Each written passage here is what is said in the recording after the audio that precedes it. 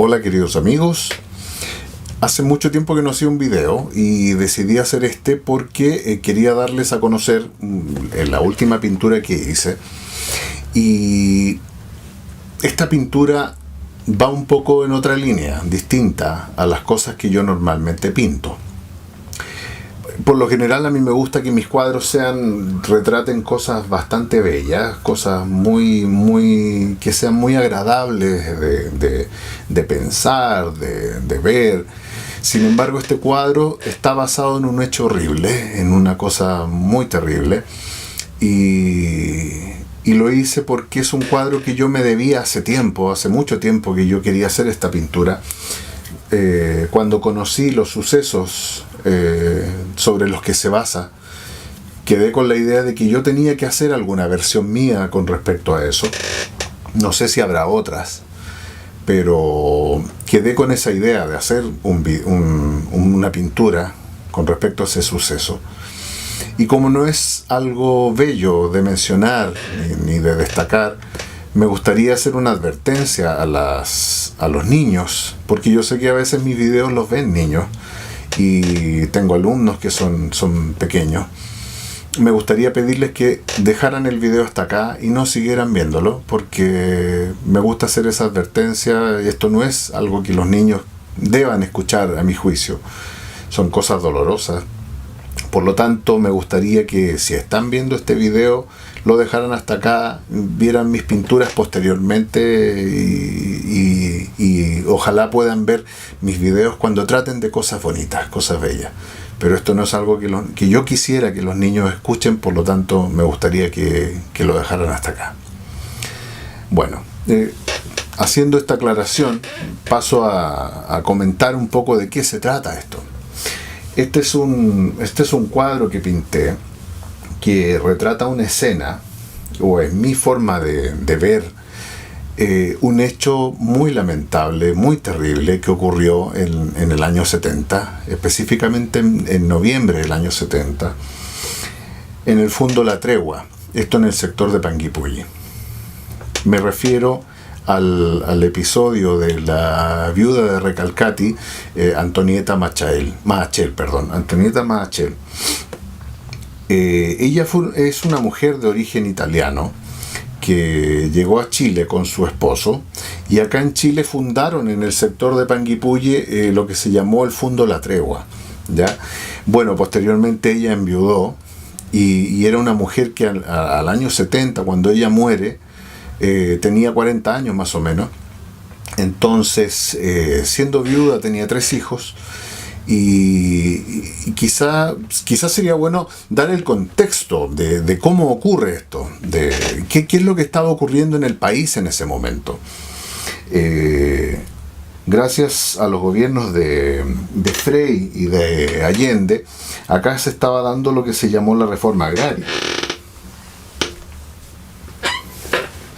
Acá en Chile se dio lo que se llamaba la reforma agraria, es decir, habían terrenos que eran entregados, y si no se entregaban estos terrenos, se los tomaban personas, básicamente el pueblo, los campesinos. Entonces se tomaban terrenos o predios, fundos completos que pertenecían a personas particulares, privados, y se le entregaban a los trabajadores, entre comillas, porque todos sabemos que pocas veces eso es real. Entonces, esto se empezó a dar como algo normal, como una cosa cotidiana. Quizá para los jóvenes de ahora esto suene muy extraño, es decir, para nosotros la propiedad privada es algo que damos por hecho. O sea, nadie en este momento cuestionaría que si algo es mío, que venga alguien y me lo quite, salvo que sea un ladrón. En este caso nosotros lo vemos como un acto de delincuencia, pero para nosotros no existe hoy esa figura de que el Estado te pueda avalar a alguien que venga a quitarte parte de lo que es tuyo, con una motivación, digamos, de reivindicación de justicia.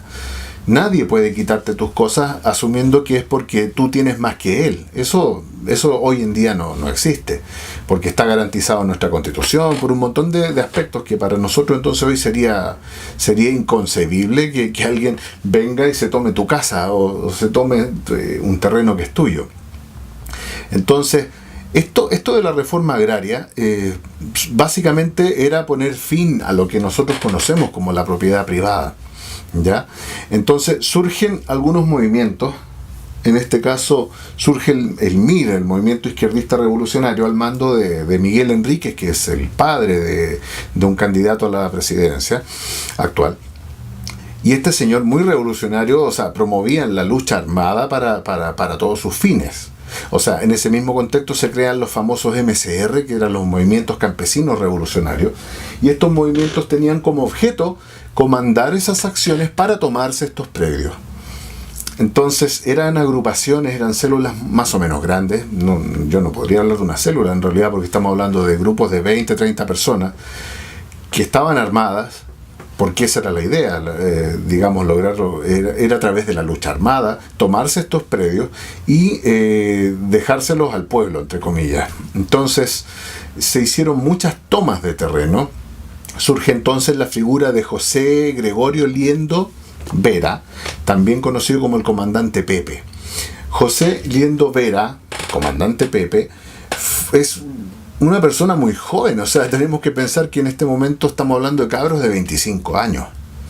Entonces, sin embargo, tenían una conciencia revolucionaria muy fuerte, y este señor, que era un estudiante de agronomía, comienza a comandar estos grupos. Tenía un grupo más o menos como de 30 personas, y él protagonizó varias tomas de terreno, de campos completos, y provocando algunas muertes incluso de dueños de estos campos que no soportaron este dolor de que venga un grupo y te quite lo que es tuyo. Gente que murió de ataques al corazón, qué sé yo, y de otras muertes más o menos misteriosas, y todo esto avalado por el Estado, es decir, estamos hablando del gobierno de Allende. Entonces este señor comandó estos grupos y fundó una empresa maderera en el sector de Panguipulli. Entonces, incluso desde el gobierno se asombraban y veían con buenos ojos lo bien que había funcionado esta empresa maderera.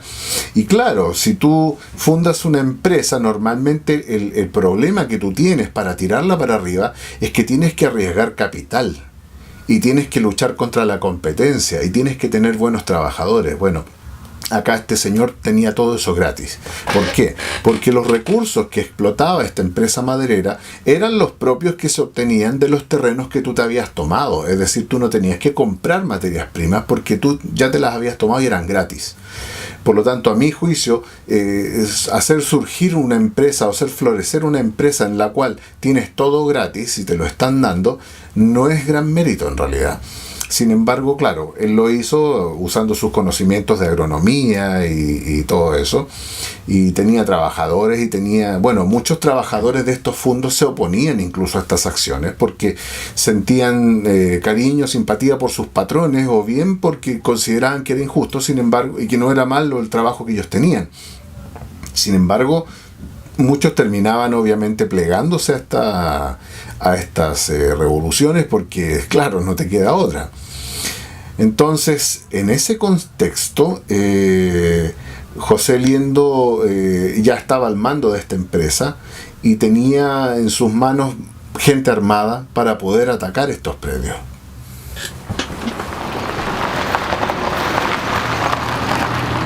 Bueno, acá ya estoy en mis potreros queridos. Voy a comenzar un día de trabajo. Es muy temprano. Hay que llegar temprano para poder captar el amanecer. El amanecer, pero primero, no a las 11 de la mañana como acostumbran ser mis amaneceres. De hecho, yo siempre bromeaba con esto. Yo decía que cuando muriera me gustaría ser recordado como un pintor de atardeceres. Pero no porque me gustaran más, sino que nunca fui capaz de levantarme para pintar un amanecer. Pero bueno, acá estoy. Y es muy bonito estar acá a primeras horas de la mañana.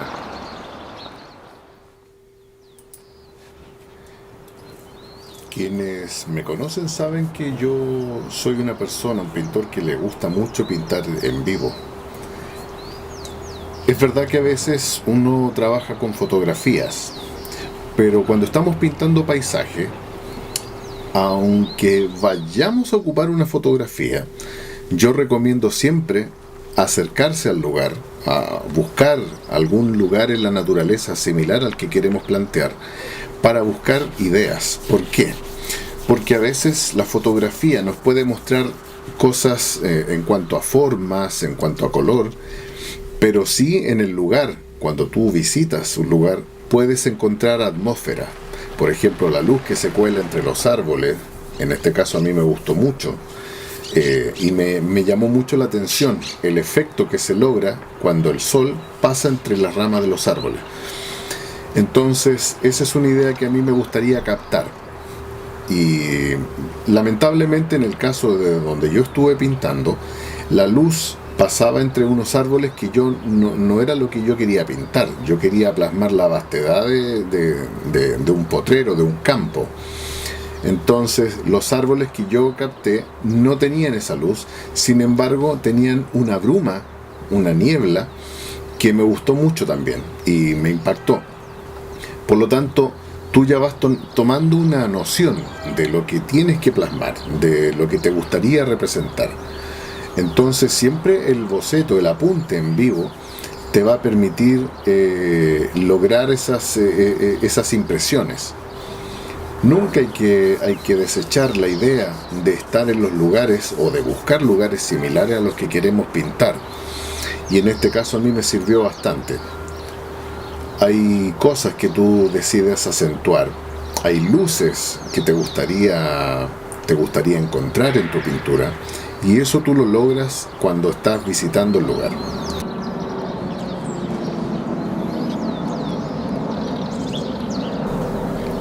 La niebla matinal que se asoma a ras de suelo me gustó mucho. Sin embargo, me hubiese gustado más que hubiese estado acompañada del sol.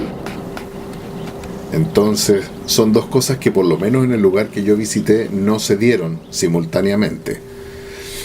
Por eso es que tú después puedes buscar fotografías que muestren ambas cosas, o puedes buscar la manera de incorporarlas. Bueno, cuando tú estás pintando en vivo también aparecen amistades que vienen a trabajar con uno. Son muy curiosos los animalitos, por eso yo siempre trato de andar con algún trozo de pan, con alguna galleta, algo para poder darles cuando salgo a pintar. A veces llegan varios, pero es una de las cosas lindas de pintar en vivo.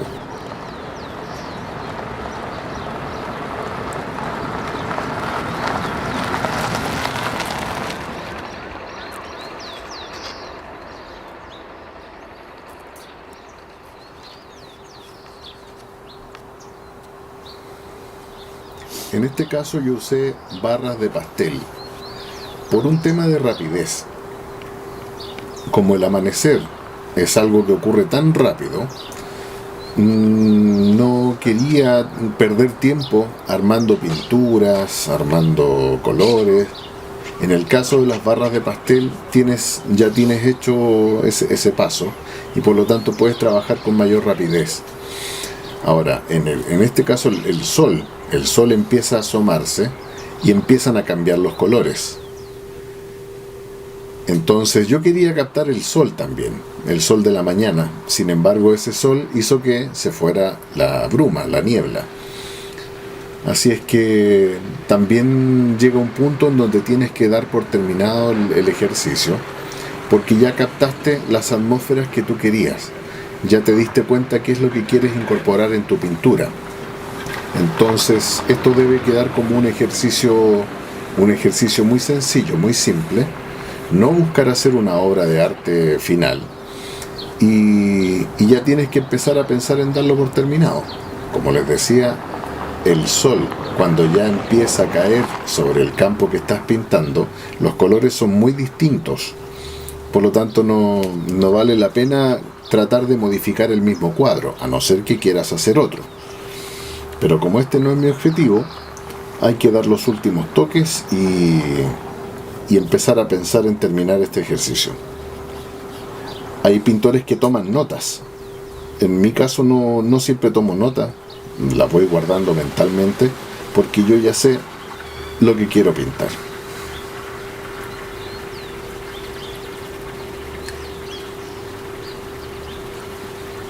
Estos potreros han sido mi inspiración durante mucho tiempo.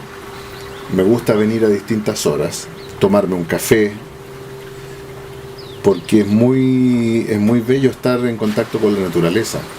Ahora, cada vez hay más industrias, casas, y estos potreros se han ido perdiendo. Sin embargo, todavía queda naturaleza y yo voy a seguir viniendo mientras pueda.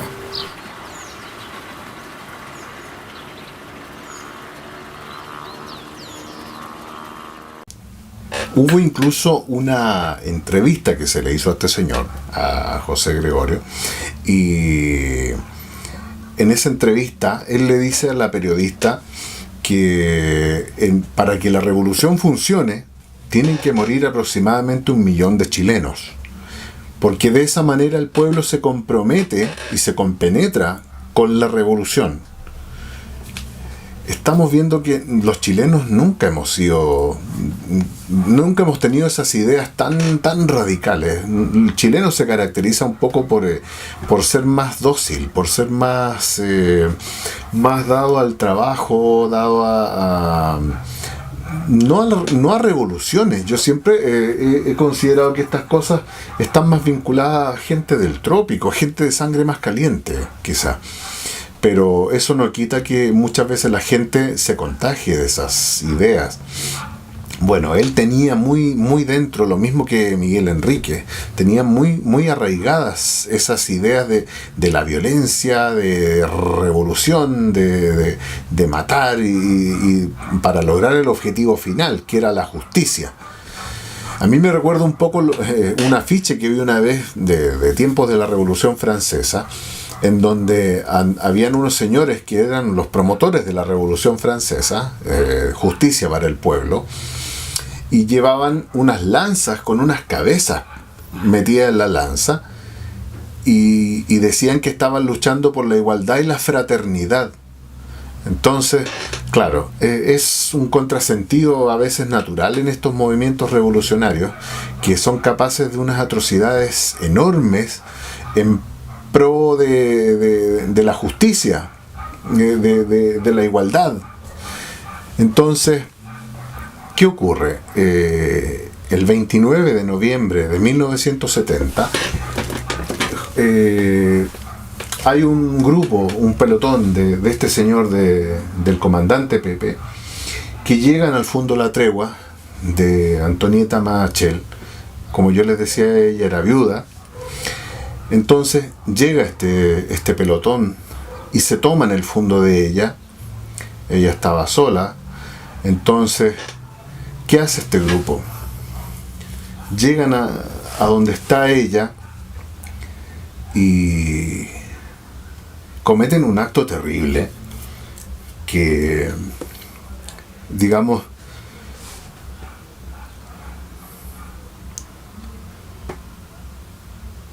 todo el grupo, todo el grupo de revolucionarios la llevan a un lugar de la casa y proceden a violarla por turnos, todos. Ese grupo de hombres, algunos jóvenes, otros deben haber sido mayores, sin embargo se turnan uno por uno para violarla en forma terrible. Una mujer joven, viuda, que ve cómo su tierra, su casa, algo que le costó años, de pronto es violentada sin que nadie te pueda ayudar, porque el Estado está de acuerdo, porque el presidente está de acuerdo, porque los partidos políticos están de acuerdo y porque existe un movimiento revolucionario que dice que está bien, que tú tienes que usar el medio que sea para que el pueblo triunfe, para que el pueblo se imponga. Entonces, le quitan a ella todo, hasta lo más sagrado que tú puedes tener, que es tu alma, tu persona.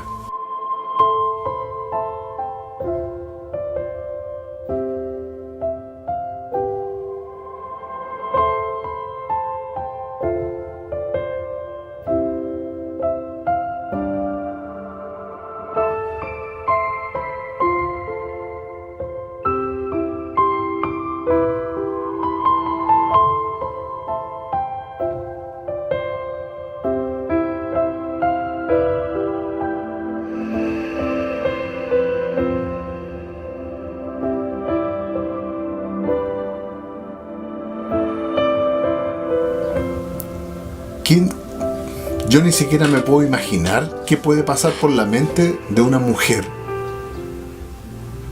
que le fue arrebatado todo de esa forma tan vil, tan terrible. ¿Qué puede pasar por la mente de una persona así, que toma esa decisión de preferir irse de este mundo para no seguir sufriendo las consecuencias de eso, de ese ataque tan cobarde?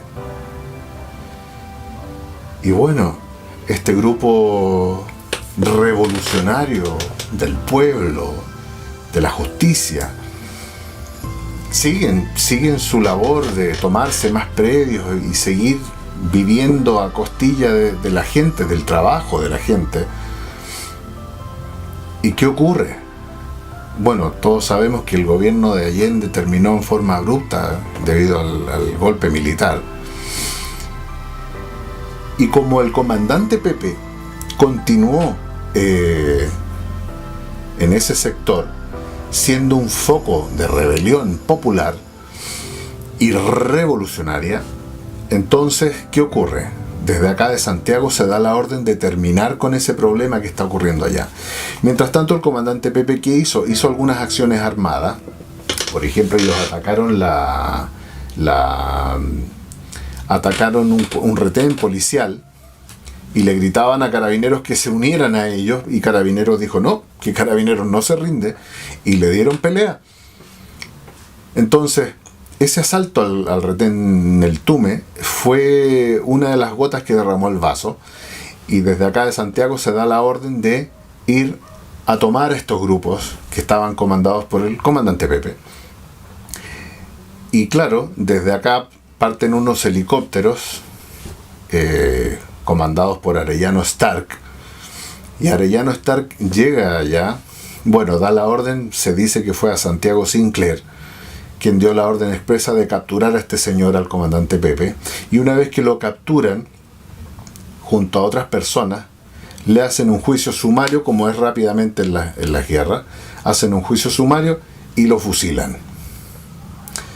Debido a este fusilamiento, debido a esta forma que tuvo de morir, hoy en día las personas que comandaron esto, estoy hablando de Arellano Stark, Santiago Sinclair, fueron procesados y las personas tuvieron que pagar con cárcel. Al día de hoy, Sergio Arellano Stark ya murió de Alzheimer, y bueno, Santiago Sinclair, que fue quien dio la orden directa de darle muerte a este señor, al comandante Pepe, está condenado por violación a los derechos humanos, por haber matado al comandante Pepe.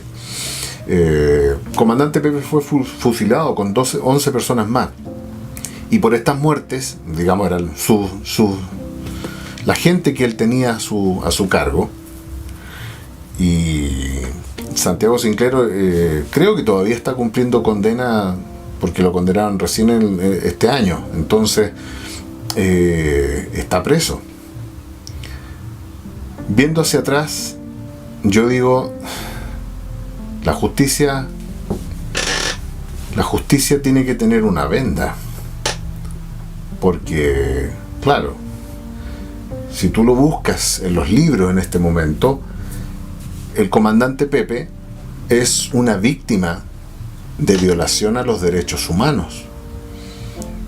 Y todos sabemos que las personas que se declaran víctimas de violación a los derechos humanos merecen una compensación económica, digamos, su familia.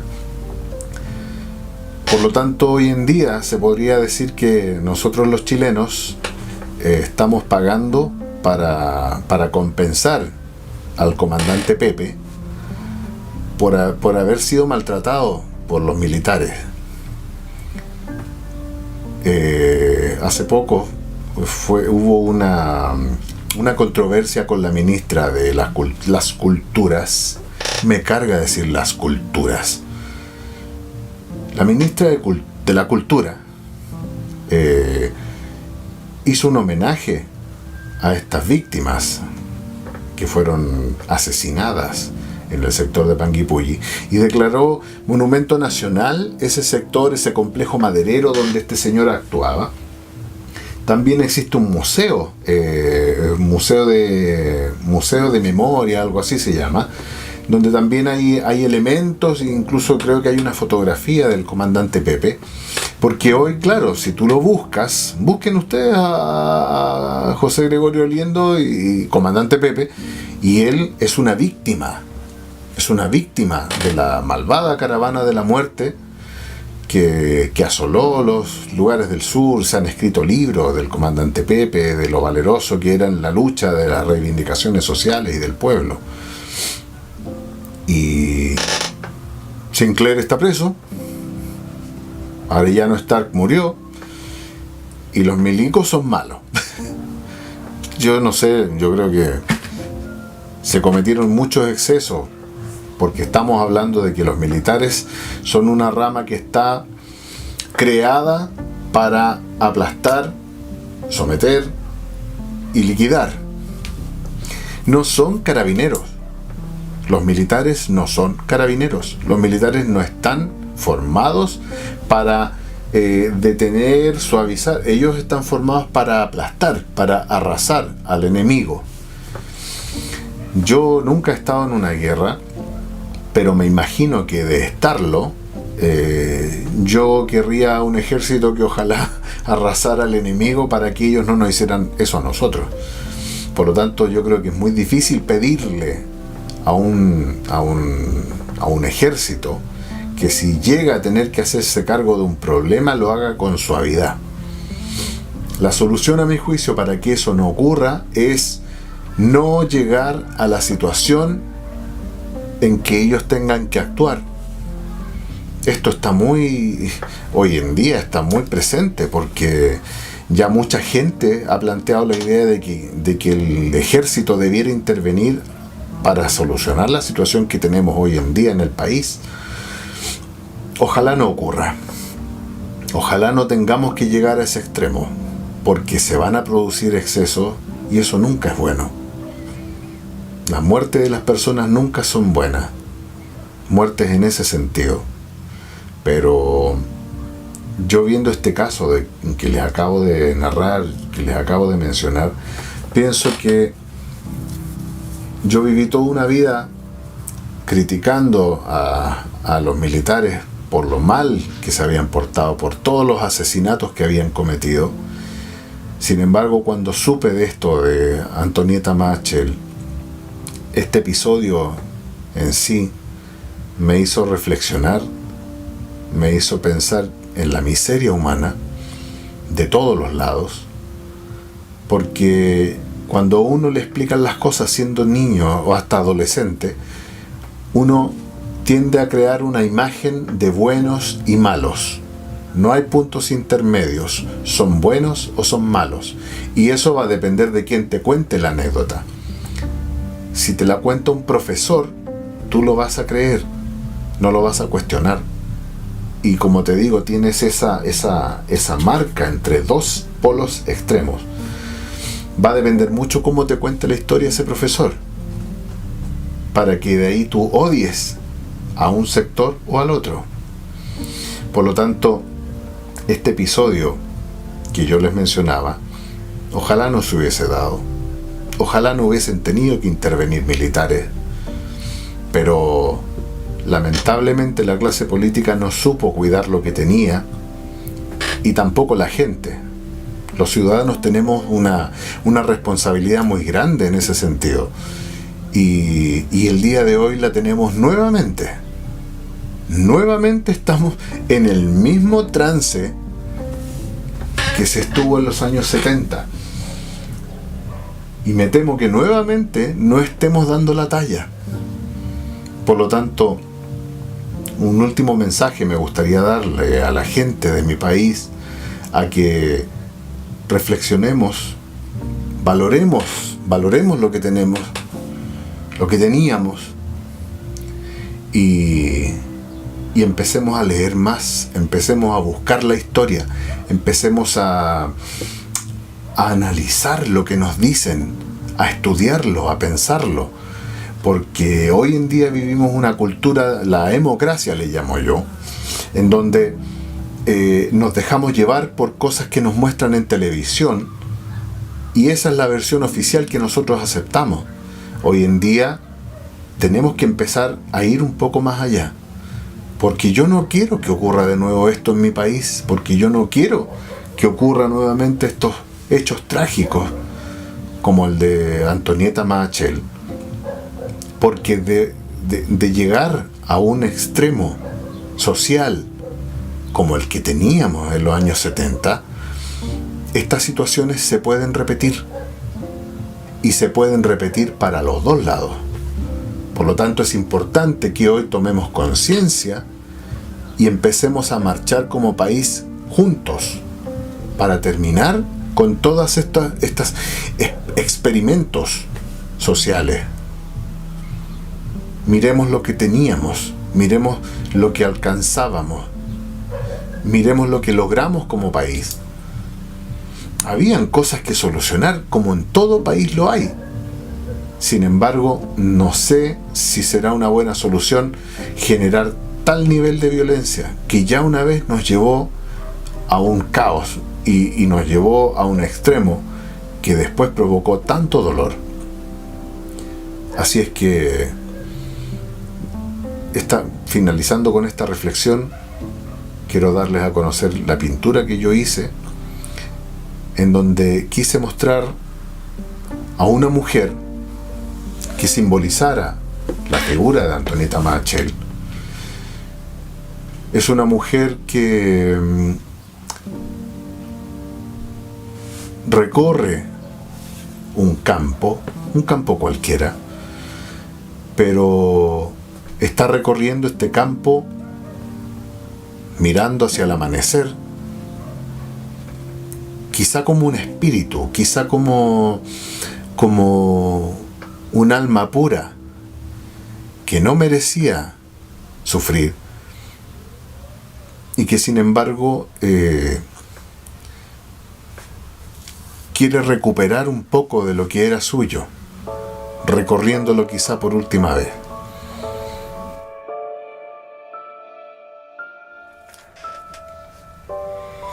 Este cuadro que yo pinté busca mostrar precisamente eso. No quiere mostrar más dolor. Yo quizá podría haber elegido una imagen mucho más explícita o más dramática, pero esa no es mi naturaleza. Yo prefiero mostrar algo más esperanzador. Una figura que pasó por un dolor muy grande, pero que en forma de un alma pura vuelve a caminar por sus campos, vuelve a caminar por sus tierras, quizá por última vez, y vuelve a mirar un amanecer, sintiendo que eso que tiene, ahora ya no se lo van a poder quitar.